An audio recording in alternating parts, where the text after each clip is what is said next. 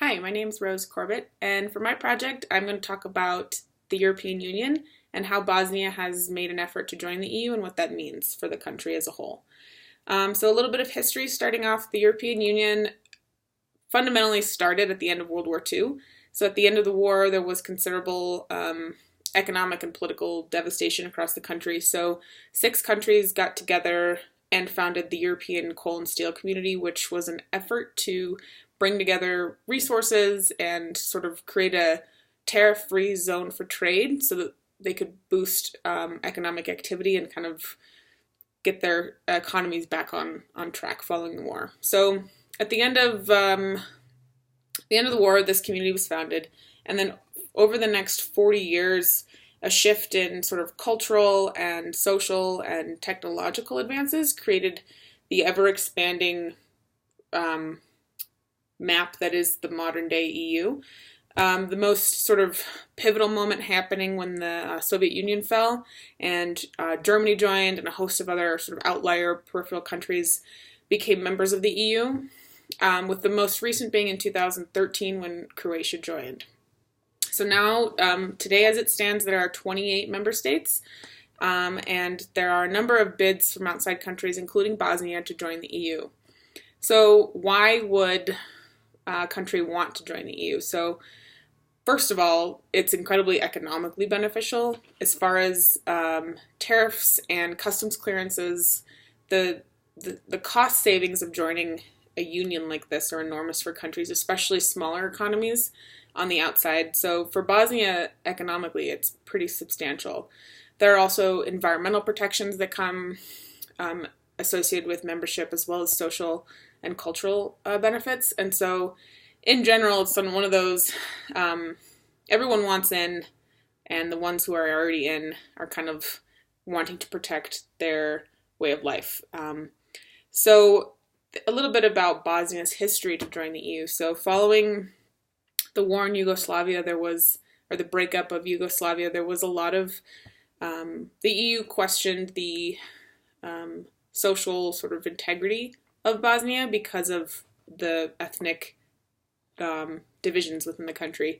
So since 2005, when the human rights courts have basically stagnated the process of admission, it's because of the inability of the country to sort of come together and prove that despite the war, they have overcome these ethnic these ethnic divisions, and that they're willing to work towards a more holistic country. So, like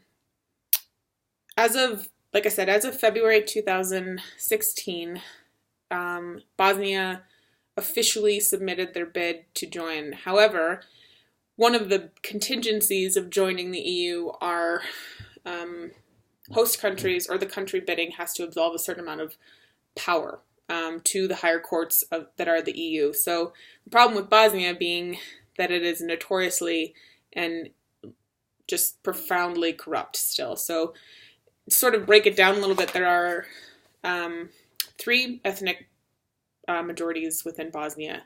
And as it stands, there are sort of 2 federations. There's the Republika Srpska and the Federation Bosnia-Herzegovina. So within these 2 federations that are broken up ethnically, there are elected presidents, and each federation has a presidency. Now, these presidents are elected on a majority vote from the federations. Now, breaking it down a little bit more, each federation also has a parliament. The parliament is split in 2, and each of those parliaments are also ethnically divided. And so, and then after parliaments, you have chambermen. Now, once you have this all said and done, there are over 150 politicians, or ministers. There are also 65 political parties, 24 independent candidates for office, and 24 eligible coalitions to run for office. So overall, this is probably one of the weakest faults for Bosnia's application for admittance. Not to mention that their unemployment rates are incredibly high, and the overall tensions ethnically are still very prevalent. So it remains to be seen what will be done. Also considering that the EU is sort of tightening their restrictions on admittance, given the episodes of terrorism that have filtered into the continent via sort of Turkey and the southeastern countries in Europe.